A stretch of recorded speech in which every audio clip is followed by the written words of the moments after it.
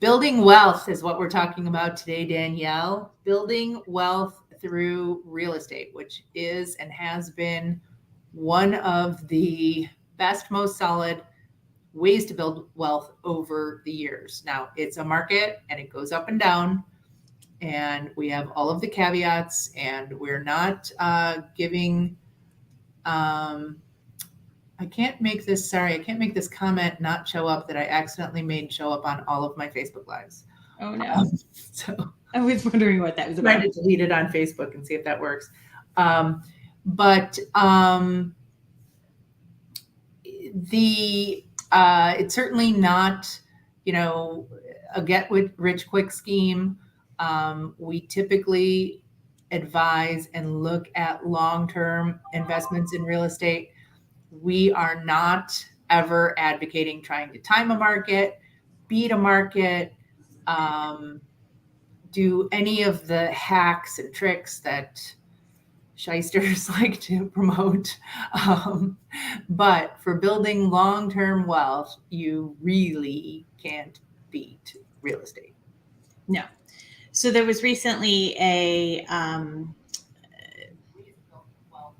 statistic, because I like statistics, that came out through NAR, and Tim posted it on LinkedIn. So this is where I got his information.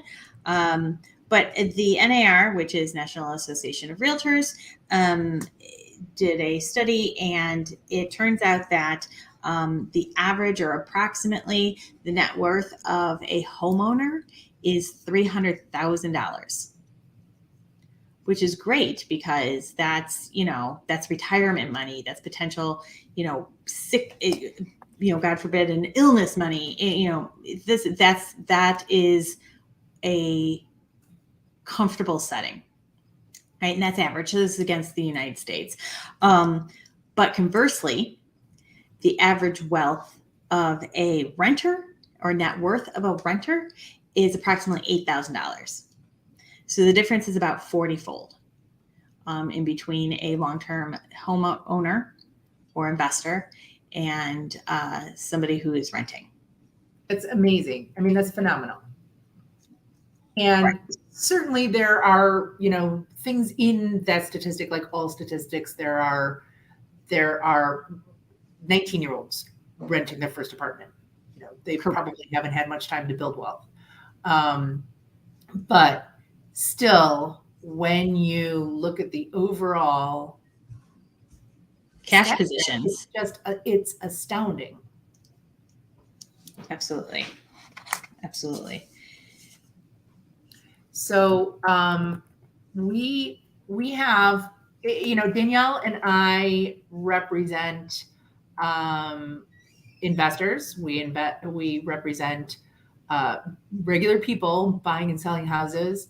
We are and have been investors ourselves. And so sometimes there's a different conversation to be had based on what someone's objectives are in buying or selling real estate. And we often say to people buying a home, that needs to be your first criteria. Where do you want to live? And how do you want to live? How do you want to spend your days?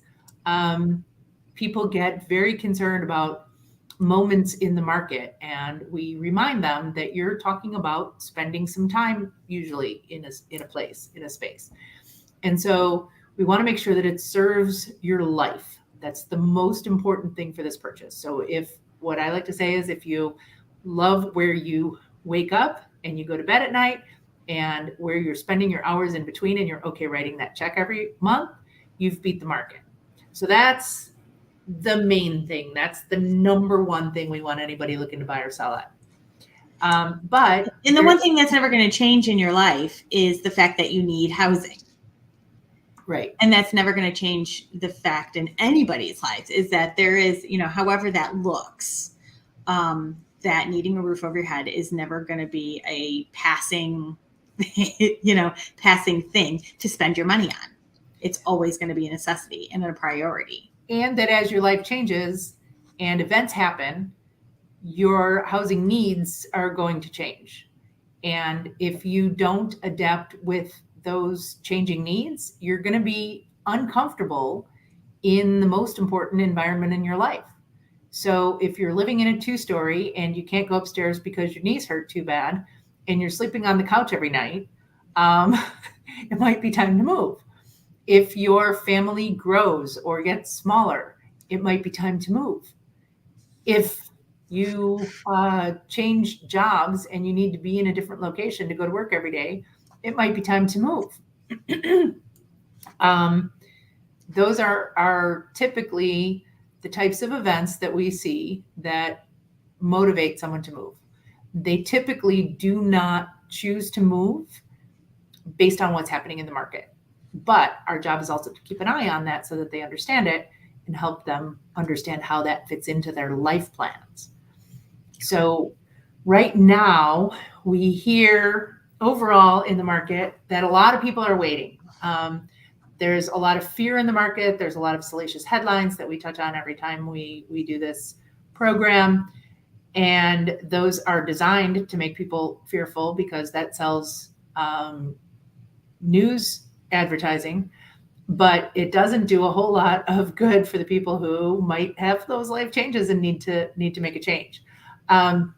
So our job is kind of to find that balance and bring it into perspective and remind people of what's important and what's not and what is going to matter to them over the course of time. So we're, and Warren Buffett famously said, be greedy when people are fearful and fearful when people are greedy. So right now, people are particularly fearful, and now is actually, believe it or not, a great time to buy or sell, depending on your particular needs. And we can, look into those and kind of help you figure out where they are. But we've been hearing about people who are waiting, and they're waiting either for housing prices to come down. And in the meantime, interest rates are skyrocketing and offsetting any potential price drop by typically more. They are paying rent, and rental averages are in the around $2,000. So if somebody's paying $24,000 a year to wait for prices to drop, and by the way, in our area, prices went up $50,000 to $100,000 last year. Well, right. So if you add the 24,000 plus the amount that their goal, let's say, house went up, probably another 20. Let's be very conservative there. And now they've kind of had to readjust their thought process, and they're still paying rent. So that $45,000 is now going to be possibly another 24. So if you just look, like if we took a real life example of somebody who 1 year ago in September of 2021 said, I'm going to wait. They've spent $24,000 in rent. The house they wanted, let's just pick the middle and say, went up $75,000. And the interest rate went up, 3%? Correct. So they have lost 100 and, do the math for me there. Well, it depends on what they're buying, but probably easily 150. Yeah. They lost $150,000 by waiting for prices to come down. Now prices could have come down, and maybe that would have offset something. But we never know that. So if someone did that and they were living in the wrong place all that time, then there's, no benefit to it. Correct.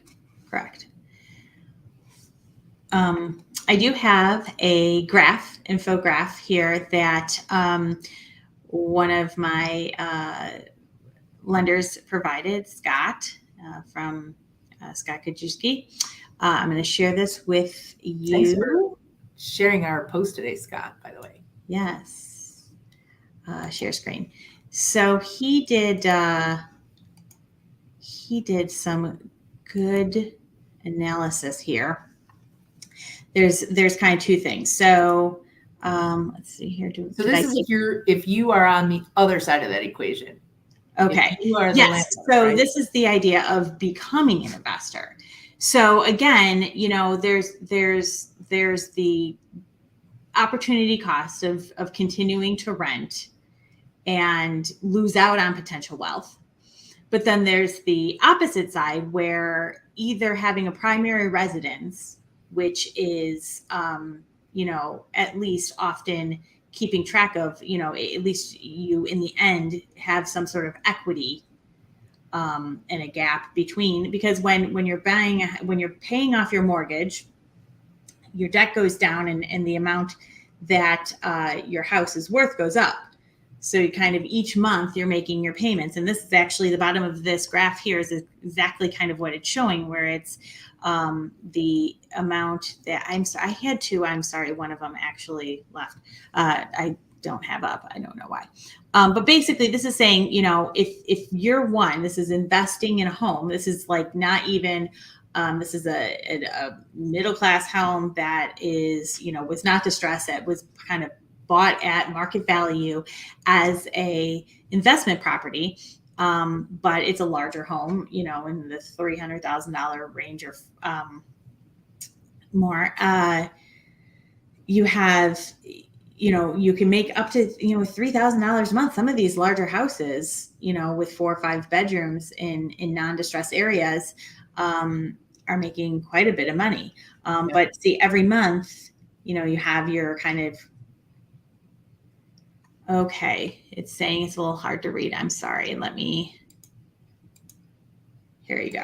Okay, we'll just kind of basically talk about the estimated cash flow. So, you do have your principal, your interest, and, general maintenance, because that is something we want people to be understanding. Also, when they are thinking about an investment property, that it isn't just the dollar and cents right off of, thanks, Tim, right off the bat. There are going to be expenses. There's maintenance involved. It's not just this easy cash flow that everybody wants to. And also, let's say that those maintenance, that's on a home you live in as well. So Absolutely. That is always something we want to put into the equation. Absolutely. That's a very good point. In this situation, there's no homeowners fees. But so the gap, the cash flow is low. It's not going to make you a millionaire after the first year. It's a little under $3,000. Now that's saying that's a 3.1% cash on return. That's a lot better than a savings account is going to give you. Holding it out, Ruth was, we were talking offline about, people who are waiting to build up more money for savings to put on a down payment.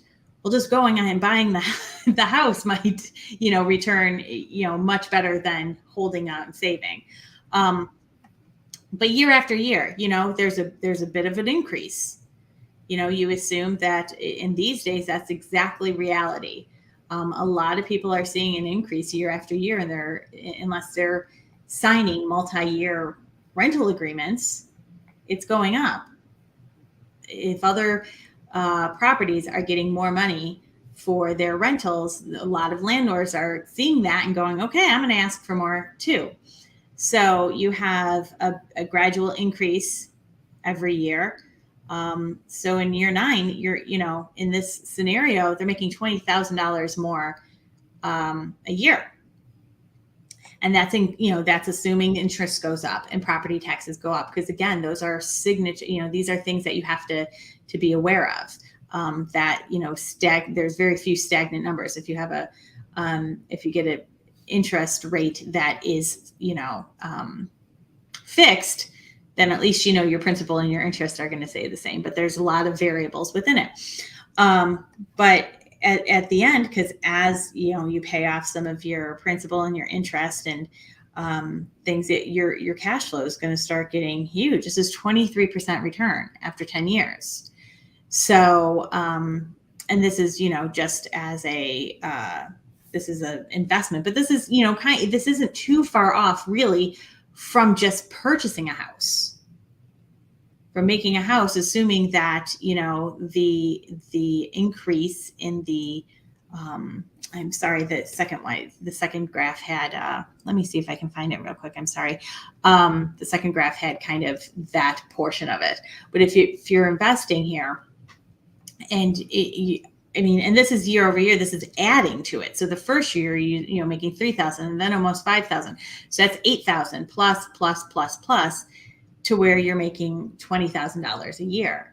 And again, you know, there are more affordable homes. There are more affordable opportunities out here. But you can't, you know, even, you know, eventually you're making more than the market does on a great year with these investment opportunities. And if you're doing it with rental property, you're using OPM. So that's always the best way to invest, using other people's money to grow that asset. If you are living in a house, then you're doing what you need to do anyway, which you pointed out earlier, which is have a roof over your head, and you're growing this asset at the same time. So if the market during this point goes up and down 1,000 times, it really doesn't matter as long as you're looking at that long term. Correct. And sorry, this is the second part of the graph where you're talking about not only, you know, at the end where you're making, you know, upwards of $20,000 potentially a year, you also have the appreciation of, you know, over those 10 years, you know, a potential appreciation of, Right. You know, almost $200,000. So compounding, you know, this is a presumed return on investment of 374%. That's almost 20% every year. Again, that's beating the stock market. And again, because it's a market, that's an average increase, but that's the historical average over like the last 100 years or something. So Right. yes, you might experience some years that look like a loss, but as long as you're not selling during those times of loss, you don't take the loss. And this is real property. They're not making any more of it. So Right. It isn't even like a stock where the company could fail or something could happen, you know, outside of that. So sometimes you're going to see lower returns. Sometimes you're going to see higher returns. This is based on a pretty solid average. Right. And of course, the loan amount was at 320. I mean, this is a high valued home, starting value at $400,000. But there are opportunities out there for a $100,000 home, a $50,000 home in some areas that, you know, you can still find them and still have a rate of return on those and slowly build it up, because maybe after 5 years or 10 years, you sell that one and then you do